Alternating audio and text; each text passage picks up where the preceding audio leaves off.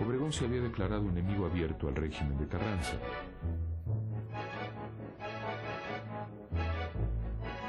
En sus innumerables discursos hablaba siempre de rectitud y moral. Recorrió la nación entera, convivió con las multitudes, con los pobres, creó partidos y clubes de apoyo que pusieron en evidencia su enorme popularidad. Todos lo consideraban el candidato más viable, incluso algunos de sus enemigos. Al poco tiempo, la tensión se convirtió en represión. El gobierno trató de detener a Obregón a toda costa, tendiéndole una trampa de la que logró escapar. Disfrazado de ferrocarrilero, huyó al estado de Guerrero, gobernado por obregonistas que se declaraban dispuestos a romper el pacto federal con Carranza.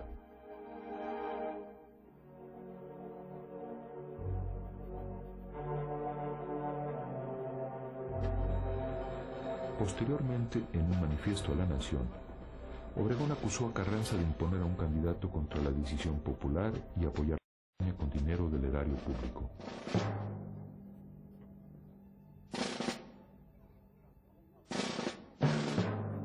Los ingredientes para que se iniciara nuevamente la rebelión estaban listos, y fueron los sonorenses quienes prendieron la mecha el 23 de abril de 1920 con el Plan de Agua Prieta.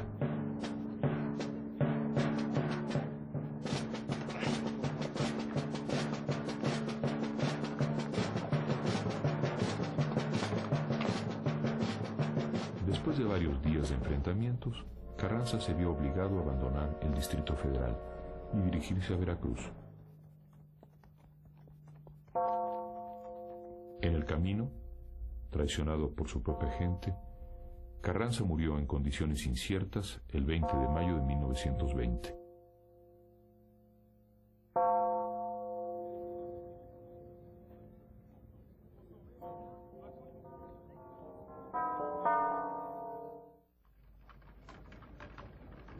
Una semana después, Adolfo de la Huerta asumió la presidencia interina del país.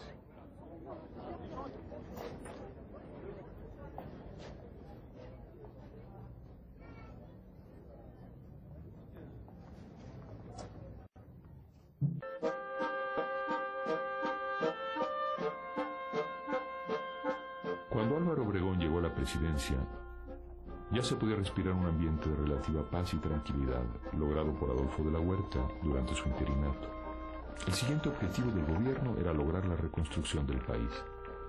Como hombre pragmático y poco sensible a las ideologías, Obregón planteó un programa que lograra la pacificación definitiva del país y la modernización agrícola e industrial.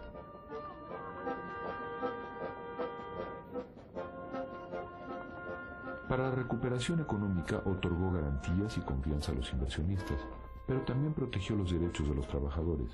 Se redujo la jornada laboral, se concedió el descanso dominical con goce de sueldo y se respetó el derecho de huelga. El reparto de tierras que realizó fue 5 veces superior al que se hizo durante los regímenes de Carranza y de la Huerta juntos. Obregón impulsó y apoyó la llamada evangelización educativa que realizó José Vasconcelos. Gracias a él, México vivió un renacimiento extraordinario de los valores nacionales y una recuperación del pasado.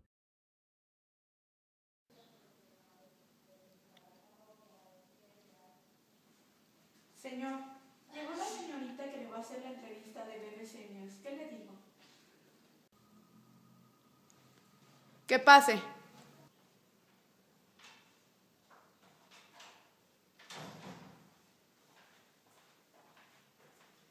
Muy buenos días, señor Álvaro. Muy buenos días. Bueno, venimos de parte de BBC News a hacerle una entrevista.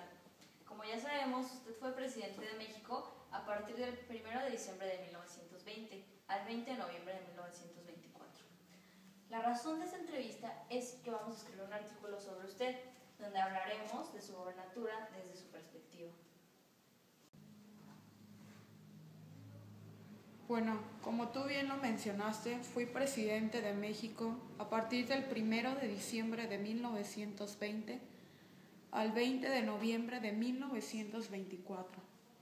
Como todos sabemos, fui un militar y político que participé en la Revolución Mexicana y estuve al mando de la presidencia de nuestro país. Cabe mencionar que fui el primer presidente cuyo mandato inició en el 1 de diciembre y terminó en noviembre en la historia de nuestro país. Intenté hacer muchas reformas, intenté sacar adelante a nuestro país, pero una de las principales cosas que caracteriza a mi gobierno es que intenté concluir con el proceso de pacificación nacional que inició Adolfo de la Huerta y comencé con la repartición de tierras a los campesinos del Estado de México y de Morelos, como parte de mi proyecto de reforma social.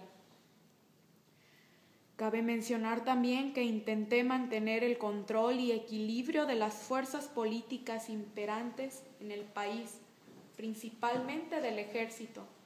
Por ello, concedí la amnistía a Francisco Villa y Saturnino Cedillo, a cambio, por supuesto, de rendirse y colaborar en la estabilidad del país, por lo cual tuve que hacerles repartición de tierras también, producto del reparto agrario. Una de las preocupaciones que tuve dentro de mi gobierno fue obtener el reconocimiento de los Estados Unidos, ya que en caso de una nueva revuelta armada en mi contra, debería de tener el apoyo del país vecino, el cual logré conseguir al fin a inicios de 1923 con el Tratado de Bucareli. Sin embargo, tuve que hacer ciertas concesiones con Estados Unidos, sobre todo en materia agraria y del petróleo, ya que la política nacionalista del artículo 27 constitucional afectaba los intereses de las compañías extranjeras en México. Dentro de mi administración hay un gran avance positivo, ya que creé la Secretaría de Educación Pública a través de José Vasconcelos, quien fundó escuelas técnicas rurales, bibliotecas, editó libros de cultura universal al alcance del pueblo y promovió las artes, entre las cuales destaca el muralismo de las grandes pinturas mexicanas.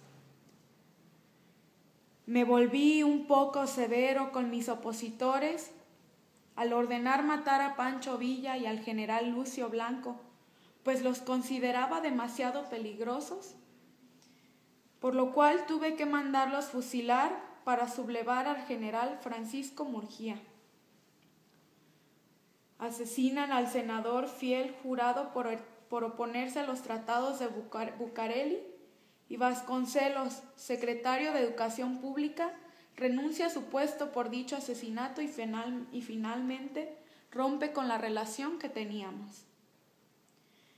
Bueno, para finalizar un poco sobre esto, tenemos que hablar sobre la sucesión presidencial para el 1924, que divide nuevamente al grupo gobernante. Yo claramente tuve que apoyar a Plutarco Elías Calles, a quien pues sabía que podía de alguna manera aconsejar para el manejo del gobierno. El secretario de Hacienda, Adolfo de la Huerta, tuvo que lanzar su candidatura independientemente. Ante el claro apoyo del aparato gubernamental a Calles y la expectativa del fraude electoral, Adolfo de la Huerta se levanta en armas en diciembre de 1923. Pero, como siempre fui caracterizado por ser un gran general, en menos de 2 meses logré dominar a los rebeldes, a pesar de ser la mayoría del ejército, y tuve que desgraciadamente ejecutar a casi todos los generales sublevados. En 1924 se llega la hora de las elecciones y del fin de mi mandato. El Congreso declarará triunfador a Plutarco Elías Calles. Álvaro Obregón fue presidente de México, ¿no? ¿Fue bueno? ¿Quién fue Álvaro Obregón? Fue presidente de México. ¿Sabes quién fue Álvaro Obregón? Sí, un presidente.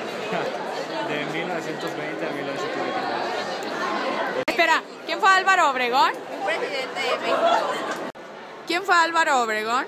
Un presidente de México, uno de los presidentes más importantes de México. Es un presidente postrevolucionario. Duró 4 años en el gobierno. Se le conocía como el Manco de Sonora porque era de Sonora y le faltaba una mano. No sé qué más quieren saber.